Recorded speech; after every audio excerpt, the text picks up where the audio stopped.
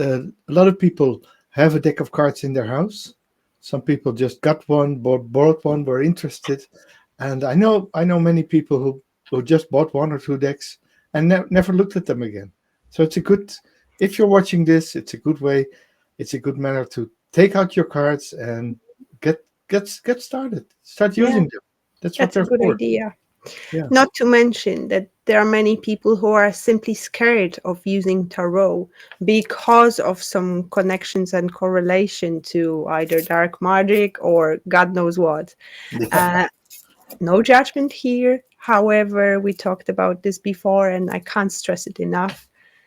The cards are the tool. It's the intention which matters, and it's the intention we put in. So, our yeah. dear viewers, let us know if reading cards, reading tarot is within your practice. Do you do it yourself? I know that some of you definitely do. Share it with us. Yeah.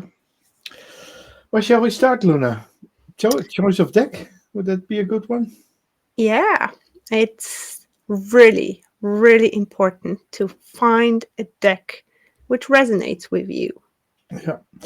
I have in front of me a few decks to start with, and they're well-known decks. They're all good decks for beginners, and they show. And what I have here, it shows the variety of tarot decks. So I'll focus on me for a while, and and start the showcase.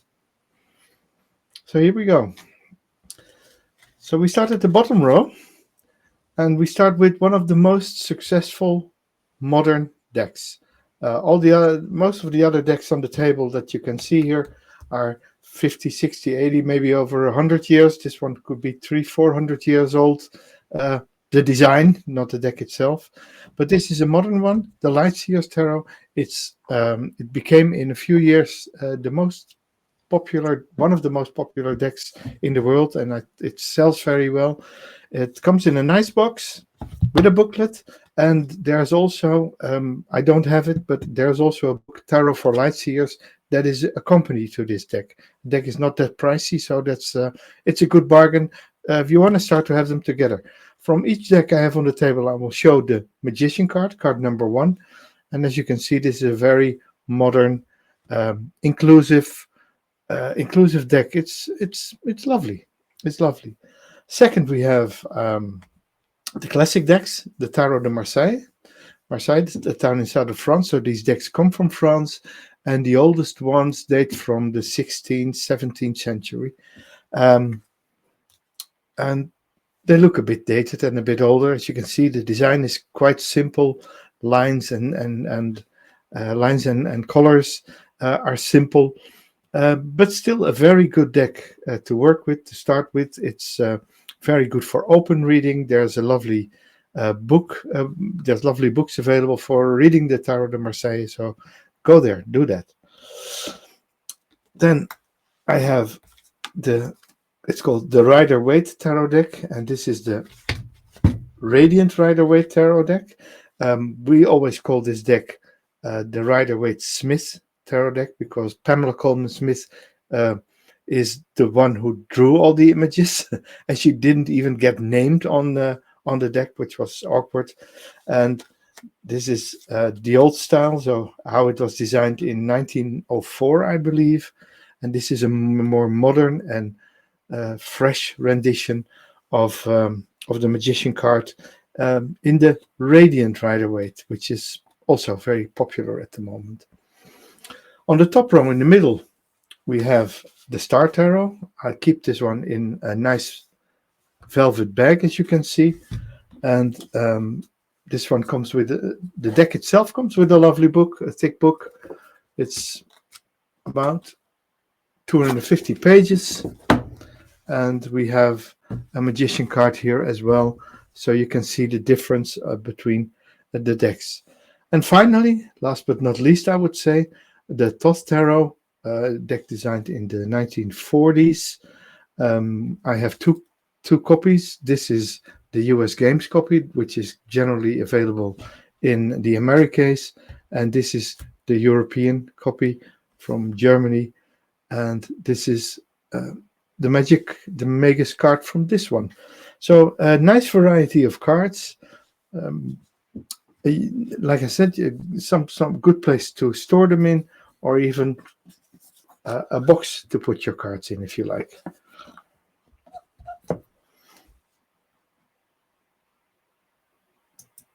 And let's get back to us Wonderful. together.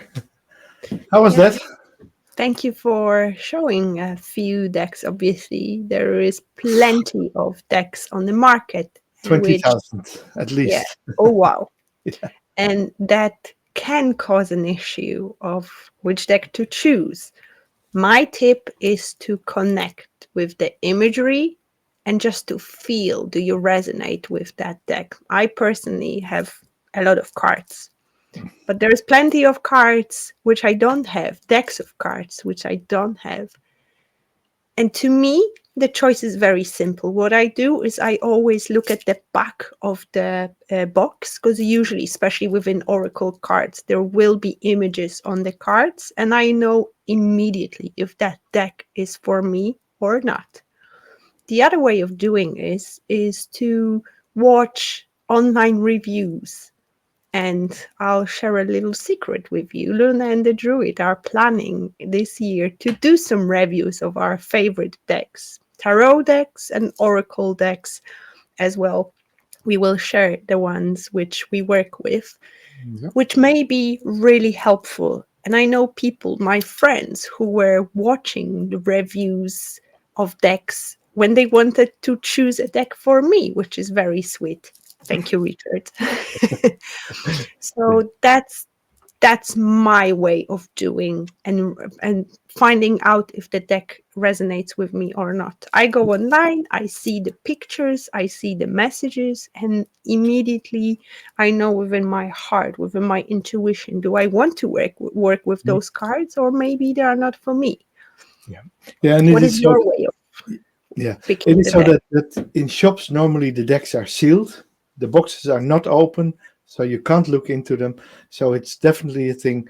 Go on website, look for the name of the deck, then go to YouTube, ask for the deck name, like the Light Seers, and then a walkthrough. That means that the in the video they will just flip through all the cards, so you can see all 78 cards and really get a feeling if this is imagery that works for you. And as you saw in my on my table, just there are so many different decks that's it's sometimes hard to choose. But if you pick any of the ones I mentioned, so watch this back, uh, there will be something for everybody there. We also made a series last year, The Fool's Journey, and we show and we bring a lot of tarot decks into that series itself. When we discuss certain cards, we bring a lot of tarot decks. So that's also a way of doing it. You can reach out to us. As you can see, I have plenty of decks, over 100 decks behind me. So that's a pretty big collection. Jan has an impressive collection of tarot cards as well. You can always reach out to us Yep. and ask about the specific deck if we have it or not. That's also an option. Good idea. Good idea. Yeah. And So Magdalena says here, I have my favorite oracle cards, which I like using. cool. By Yeah. the So way, do your research before buying, and once you have bought your deck, start working with it. Start reading cards, and but also before you start using it, there are ways to, I would say, initiate it. Like yes, a deck, when you buy it, Luna, it's just a box of paper, yeah, printed cards with images on them, and you have to. I always say you have to, yeah, to initiate it. You have to make it yours, and there's mhm. various ways of doing it. Of course, you initiate it with the eyes, so walk through it, get comfortable with the imagery, but there's also some actions you can take. Yes. Well, I personally start with cleansing the deck. In a Yeah. shop, many people will look at it and the deck will pick on the energy. So, what I do personally before I do anything is I cleanse the deck. I simply grab a box of cards and use either Palo Santo or incense, White smoke, sage. basically, Yeah, white to sage. cleanse it. Yes. You can do the same thing over a candle, but just be careful not to burn it. Like, I love to use fire, and fire is actually the element I use the most in terms of cleansing my cards. But Yeah. what you can also do after taking the deck out of the box is simply blow on all the edges. It's every tarot reader has actually their own practice. I like to blow on all the edges and twist and turn deck around. So I would just blow everything what's not resonating with me away.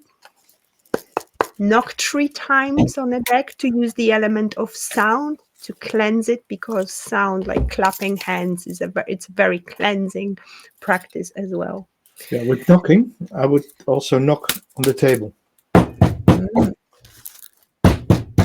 Especially when I do serial readings on a fair or what, I do it between every reading.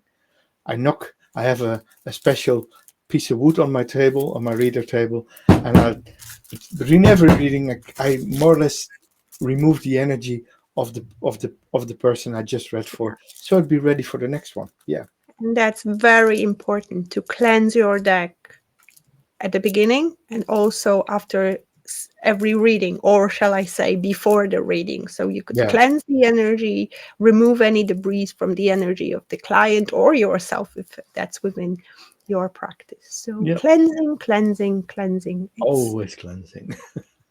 Yes. And then Second step. make the deck yours. Yes. How do you do that, Jan? It depends. Normally, when I have a new deck, I take them out, put them on my right hand, I put my left hand on, and I say some words. What I want from the deck, that I want to connect it with the realm of spirit, that I want to receive hidden information, knowledge of hidden things. I want to receive inspiration, guidance for me and for the ones who the deck is used for. So an initiation ritual. Mm. I love that you call it initiation ritual. I really like that. Never thought of calling it like this. Like, How to would you me, call it? getting a new deck is just my favorite part. What I do, and that's gonna be similar but different, is I put the cards on my heart and I just say a little prayer, just like you. I ask the cards for the guidance, with so they would bring all the informations I need for the person I read, and I basically connect with the cards by sending them my energy straight from the heart. As you know, guys, probably you know, the magnetic field of the heart is way stronger than the magnetic field of the brain, and you can actually send that energy and infuse the card with your own energy. Definitely. So then you have your initiated deck or dedicated deck or baptism, whatever you call it. Oh, what's happening? Yeah. Then what do you do next? I always say, take out your cards. And normally, in a new deck, I have a new deck here. They are not shuffled. They are in a sequence. I just pick every card. Oh, let's do it. Let's do it with the other camera too. Hang on a sec. So you go through. You take the card. This is the Thoth Tarot I have here, and you put them one by one. You say, okay, this is card number 0, the Fool. Card number 1, the Magician or the Magus. Card number 2, the High Priestess. Card number 3, the Empress. Card number 4, the Emperor. Card number 5, the Hierophant. And card number 6, the Lovers, card number 7, the Chariot, and so forth. So push them one by one, keep them. Don't shuffle them yet, keep them in sequence, and try to remember the numbers and the names. You can, a professional reader like Luna or I, you can just call a number and we could say, this is this card, or this is the keyword that fits with the card. We don't have to look it up. We know this stuff. Yeah, but that's a really important way of connecting with a deck of cards, looking at the imagery, Yeah. Searching for those first things, first symbols, first messages which come to you when you just look at them. For me, it's a really important part of connecting with a deck and just learning about it and getting familiar. It's just like meeting a new friend. You get to know each other. Yeah. You get to see and notice more and more details, and how many times you will see a detail within a specific reading which you haven't noticed before for a really long time, at least in my case. Yeah, that's quite often. Yeah, and you really need to do it because you want to have the look when you read cards, you look at the card intensely. But if you already know the card and you know what's in there, you don't have you more easily find what's the message that's relevant for that certain moment. And for instance, when I get a new deck, it will cost me definitely 3 months before I'm comfortable to use it in a reading for someone. I want to know the deck. I want to know, especially the tweaks and the little things, and that's why you would normally always see me show up with just 1 or 2 decks. At the moment, my most famous one, my popular ones are the Star Tarot and the Toss Tarot, and I work with these, and I don't have, when I turn it over the card, I don't have to look which card is it. I see it immediately in a split second. And that's important. You get to know them. But for those who are just starting, the guidebook comes in handy in this moment because you can always back yourself. Yeah. Of course, we base our readings on intuition and regular classic meaning of the card. But don't be afraid to get the guidebook out and use it, read it many, many times. This is how I've learned reading cards. I was reading cards every day and just literally flipping page through page of the guidebook or a good book about tarot, learning meanings of the cards. Yeah, and these guidebooks that are in the deck are usually called the little white books.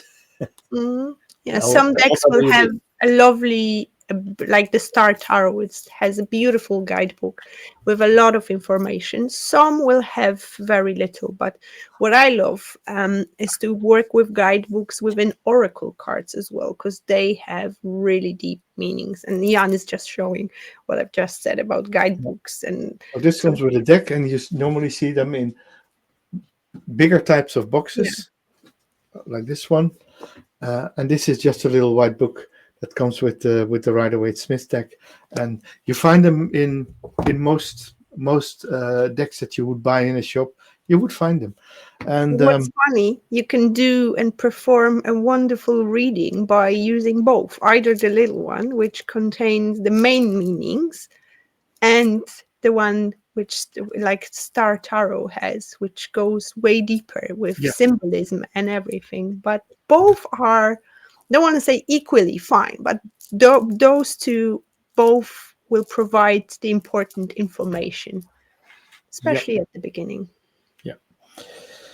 So Anna says hi, and Susan is asking about a recommendation, a good book for tarot. We recommend. That's actually a good question. How far do you want to go? I have one that's especially when you don't want to spend a crazy amount of money, just buy one book and you're ready for the rest of your life. You can see it's a thick one.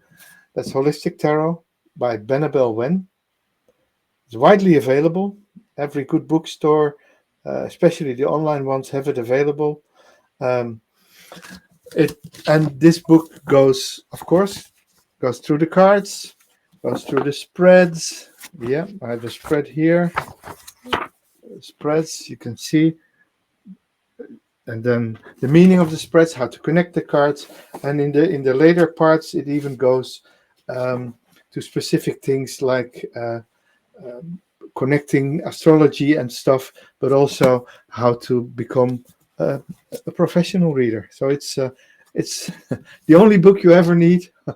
It's not called Holistic for nothing. It Mhm. comes even with a downloadable course from Bennabel Wen's website, and she has loads of videos. And yeah, it's probably the only one you ever need. But you have a lovely one there too, I think. Yeah, I It's was a lovely looking. red one behind you. I was just looking at my collection, but everything will look quite poor compared to the holistic Oh tarot. no, yeah, Um, but this one, maybe not as threatening. yeah, this is the one Big one, I yeah. tend to use quite often. It's the Book of Tarot, a spiritual key to understanding tarot. This one talks about cards itself, but it talks about the fool's journey and the archetypes. So it gives the extra spiritual meaning on top of everything. Um, what I also suggest and recommend is to get a book about spreads, like let's say 365 spreads, um, because the best way, in my opinion, to learn cards is not by reading a book, but by read the cards, because then you can look up the meanings and Yeah, practice your intuition as well. And then that's how I've learned, and I feel that's the quickest way of learning, is just combining reading cards with reading about meaning of the cards, and you'll be surprised how quickly you can learn and how quickly you will remember little gists about the card. Not mention that every card, especially if it's a deck which is more classic with symbols, you will see immediately what the card is about, because many illustrations like lights here, for example, will literally show what's going on, or even the classic Wider Smith tarot. Everything's on the imagery. And I actually have designed a workshop about how to read intuitively cards. So you can forget about the meaning in general of the card and just learn by looking at the card and getting that information by looking at what's there, and connecting certain things. But that's maybe for a different a different one. episode. Yeah. And Iron Fire Horse says hello, and she also says hello to our lovely community in the chat, our beautiful soul family here. Yes. So, Yes. Thank shall you we for that move on? question. Perhaps we'll do an episode on books itself, books which Luna and the Druid find interesting, and we could bring in few books about tarot as well. Thank you for Yeah. inspiration. Yeah. But moving on, Structure. yes, A deck has a structure. Well, most of us know playing cards.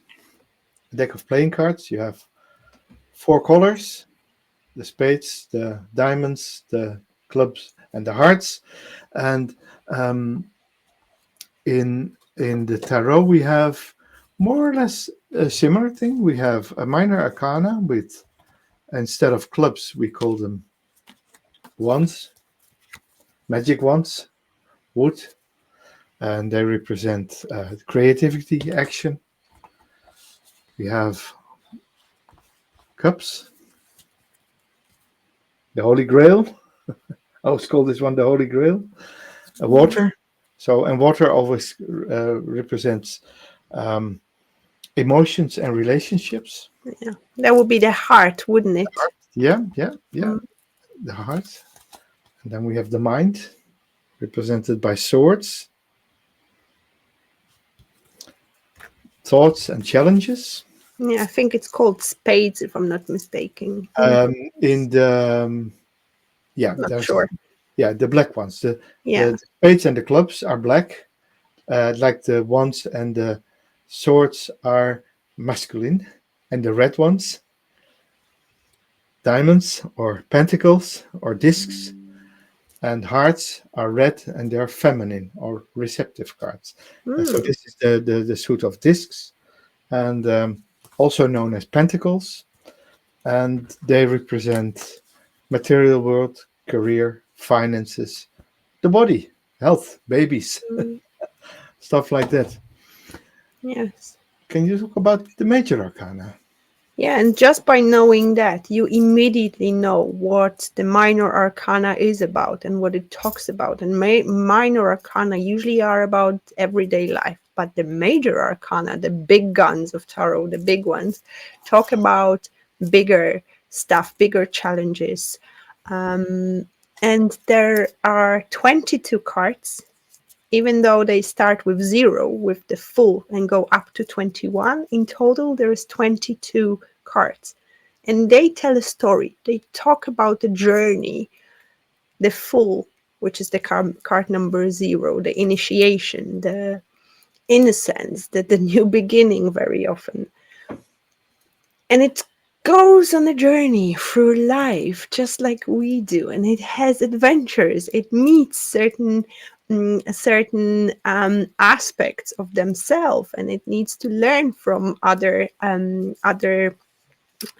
cards on the go, on the way. As I said at the beginning of this episode, we did a series about the major arcana in tarot.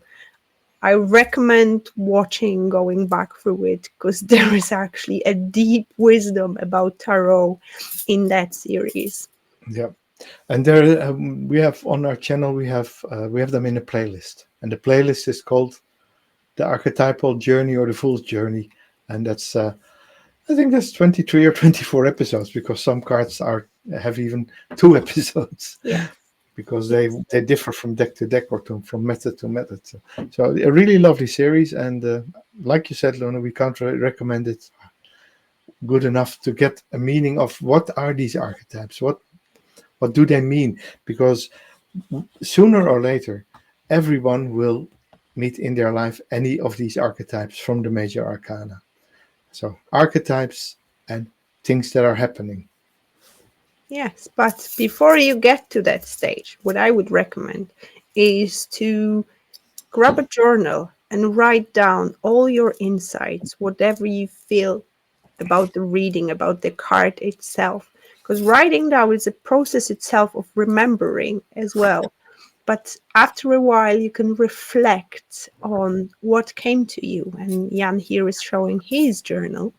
It's my pages on the magician. Mm. Yeah. And then the high priestess. 1, 2 pages and a bit. So every card has a few entries in my journal, and I have more journals. I have a book about the minor arcana as well. So and I have a card deck, really just index cards, where I keep all my keywords and all my stuff. So and when you document it yourself, you get to learn the cards even deeper and even better. A funny story. There is a joke between me and Jan that I always struggle a little bit with the court cards. Court cards are below number 10, which is the pages, knights, kings and queens, or actually shall I say queens and kings. And I don't know why I always have, it's not the difficulties, but I can't connect with them deeply as much as I connected with other cards. And recently I realized why, and I found out the secret because of that. Just like Jan said, I also, when I was learning tarot, I had a journal when I was doing notes, writing everything. And it turns out I never got to the court cards within that journal. And that explains the big story of how I see the disconnection within myself. And it always makes me laugh. But at the same time, it shows me how important is that practice of writing down, studying a certain card. And of course, I know the meanings, and of course, I see a lot of things on the cards, but I see the difference between me actively writing down those thoughts and not. And so take this as your lesson and go through the entire deck. Yeah.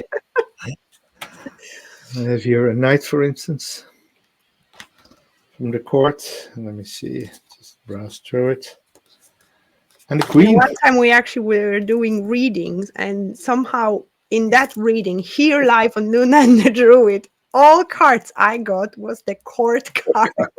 And we were laughing. Yeah. Because it's the spirit's way of pushing me into, hey, finish your Come on. study, go Yeah. deeper. Go deeper. Within that. And Iron Firehorse says it's a great playlist that's about the Fool's Journey. I play it when I'm driving long distance. Oh, thank you. That's lovely to hear.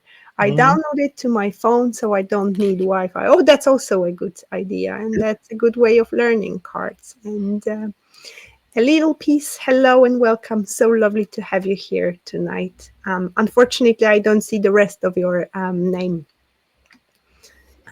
here. So yeah. Why is the structure so important?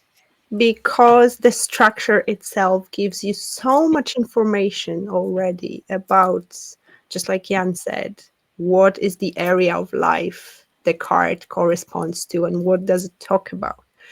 Knowing the number of the card, if that's either major arcana or minor arcana, will give you so much information already that you don't have to even look at the main meaning of the card, the classical meaning of the card. Just by knowing a little bit of about numbers, you'll be able to decipher a little bit of information as well. Yeah, because the aces are the ones always are the start of something new, the beginning. When you have an ace of pentacles or disc, a new job is on the horizon. When there's an ace of cups, there's a baby or a lover or something emotional coming, and that goes all the way, and then it develops from 2 to 5. 5's are threshold cards. That's always a bit of a fight in the 5, and then you go to 10. Yeah. And in the most suits, the 10s are glorious richness, and there's a few suits where you will learn that from the 6 on they go downwards, especially the swords. It gets a bit trickier, but once you have the structure, you don't have to remember the exact card name, because the structure will tell you where in the beginning or where in an advanced level on this emotional side or on this brain thing or on this material side, or when you pull the 9 of discs and you have had a very bad disease, it might show up that you will be better or that you'll get a promotion in your job. So it's not always clear cut. So it's always circumstantial. It depends on the person. It depends on the situation, and then with the numbers and the progress you make, you can make a reading even without a book. Yeah, intuition here is the key, actually trusting yourself that what you see, what you receive, it depends which way you're connecting with your intuition. Some people see things, some people can hear things, some people can feel, some people can know, and some people will have all of them. Yeah. It's a very individual aspect. However, it is really important to trust that inner guidance, to trust where your eyes are drawn to a certain symbol on the card, to follow that and be curious about it. Curiosity, I think it's a big one when we read cards as well. Iron Firehorse is asking, how many years have you both been doing tarot card readings? To me, it'll be 10 years. Yeah, I remember my first one was just after the start of the millennium. So it's, I think, 23, 24 years. Not all professional. I had a very long journey before I really got comfortable with cards. I was someone who had a few decks of cards, and they only came out in the beginning like once a month or even a few times a month. And then later when I really found decks that would talk to me, like the Thoth Tarot. This was my breakthrough deck, and not this one, which most people learn about, the Rider-Waite-Smith. That's in all the books. You learn with it, but you never work. Do you ever work with it? No, never. No, never. No, Never. I actually got it for my birthday as a present for my lovely neighbor, because he was like, "Oh, I noticed that you don't have that one," Yeah, even though it's the most classical and like the most known, and that the most books you will find will be yeah. based on Ryder Smith. And for many people, it will be a good deck to learn with. And many books, like I said, the Holistic Tarot, for instance, talks about that deck. But you can learn with it and work with something else because Absolutely. Yeah, I've learned the meanings of the colors of the symbols based on that deck without having that yeah, deck. But I think you pointed out here an important thing is that's how you start reading cards. You do it for you, and you can do it for your friends, for others as well, because the key to becoming a good card reader is to practice it. yeah, Practice, practice, practice makes you best. And if that's something you resonate with, you can take it after a while onto a professional side and start reading cards as a professional tarot reader. However, that requires a lot of work, experience, and studying as well. But we have to start somewhere, and that's how I started as well, just yeah, by having fun, yeah. just by being excited about it, just by following that curiosity I had about the cards. And a few years later, it turned out to be the thing I love the most. And you know how there is that saying, when you love what you do, you don't work a single day in your life. Bingo. Well said. And I totally agree. I couldn't agree more. Yeah. Absolutely. So, how do you start reading? How do you start reading? So you have your deck, you have made a connection with it, you have looked at the cards, you maybe not know them by heart already, but you recognize, oh yeah, this card I've seen before. What do you do for yourself? Because you start for yourself, or with a partner, with a friend. That's also very good, very good. Well possible that you work together with someone. You know, we have our network too, where we exchange ideas, and even after so many years of reading, we still learn new things every day. Yeah. It's the book of life to me, and there's always something new to learn. But yeah, what I would suggest, start asking questions. So Yes. And that's the key. The better question you ask, the better answer you get. Simple as it is. Tarot and cards are all about asking questions. yeah. And one very, very important thing, they should be open questions. No multiple choice. No yes and no. That's a no-go area. Maybe later you can try to work with yes or no and pull just one card for a yes or a no. There are lists of them, but it's not really very helpful. Uh, but an open question, like, what do I need to know about the situation? Um, what do I need to change in myself to become a better partner, lover, better at my work? Uh, um, How do I perpetuate to that conflict? Which area of my life requires my focus? The list can go on and go on and go on and go on. yeah. And like Um, what we did last week, we pulled four cards and said, well, what does the year bring? And give us, we asked the cards to give us one card for each season for every star sign. There's a whole playlist there, and it worked. It worked magically, and there were stories there. yeah. Yeah. But Mm. we want this to be a guide for those who never had the tarot Yeah. reading. So start simple. Yeah. Start Ask simple. one question and pull one card. Don't overcomplicate it, because obviously we're professional tarot readers, so we go deep. Yeah. However, you don't have to do it like this. No. You can simplify your practice by asking about the daily guidance. What is that you need to focus on during the day? And then pull. Very, what I suggest is to get a book with some spreads and base your practice on that as well, to just to familiarize yourself with asking the question, how to ask the question. Yeah. Start Yeah. with one card, then when you feel more comfortable, use a spread with 3 cards, the most popular, the past, present, and future. You, them, the situation, for example. Option 1, option 2, guidance. The sky is the limit. The limit. I have a very good one. When you have hello, karma. I have a very smart one. If you pull a card in the morning, just one card, take your journal, write 2 lines about the card, or look up the meaning of the card and write it down. See what happens during the day, and then at the end of the day, after dinner, revisit the card and see what has happened during the day. And if you can connect the meaning of the thing you read in the morning to what happened in the day, and if you can make sense of it, and that's already, then you start journaling. You get to know the cards.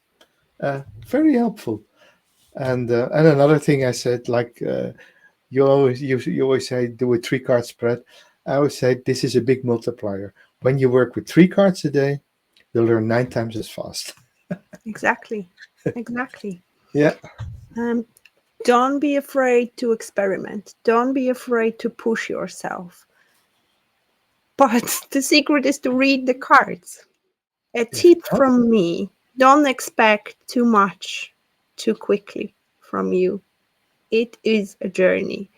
Learning how to read cards, learning, especially if your choice is tarot, be patient with yourself and be patient with the process because it requires time. Cards itself, when you want to learn the meaning of cards, require a lot of information. You won't be able to inhale it overnight. It doesn't work like this. So dedicate yourself to that practice and make it the highlight of your everyday. Make it a ritual, and after a while, you'll see that it's getting more and more easy to connect with cards, to receive messages. You will see if the guidance were accurate or not. You learn to trust yourself. If you're reading for other people, ask for feedback. Don't be scared to ask them, oh, if that resonated with you or if that really happened.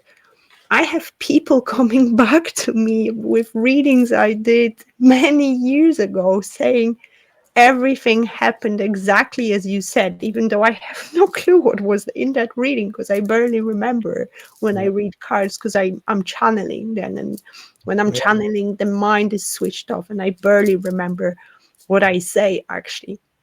Yeah.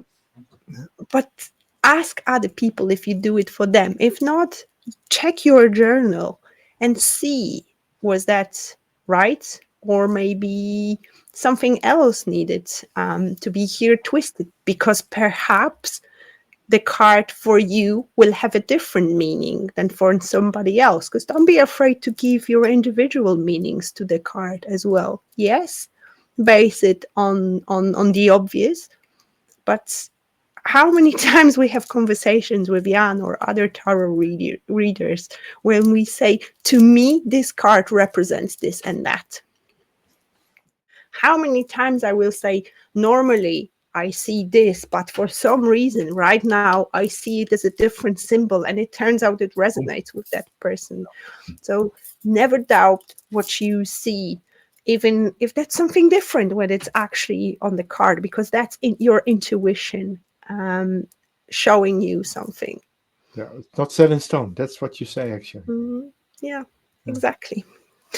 And with that said, we hope this was helpful and it brought you some answers to questions. Shall I start that journey? Yes, it's very rewarding.